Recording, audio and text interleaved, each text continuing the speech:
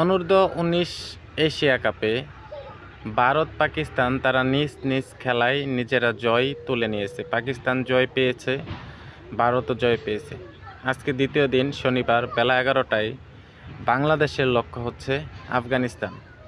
অনূর্ধ্ব-19 Asia কাপে বাংলাদেশের প্রথম খেলা আফগানিস্তানের বিপক্ষে।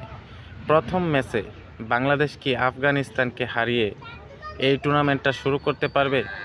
অবশ্যই কমেন্ট বক্সে জানাবেন।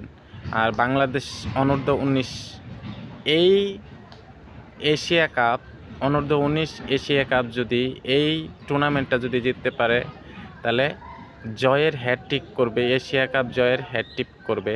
কারণ পরপর 2টি এশিয়া কাপ জয় পেয়েছে বাংলাদেশের অনূর্ধ্ব-19 যুবারা। আর এই টুর্নামেন্টে বাংলাদেশ কেমন পারফরমেন্স করবে অবশ্যই কমেন্টে জানাবেন।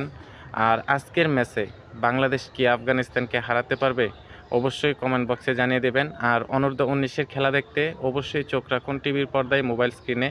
মনে রাখবেন, আজ বেলা 11টায় বাংলাদেশ অনূর্ধ্ব-19 বনাম আফগানিস্তানের খেলা অনুষ্ঠিত হবে।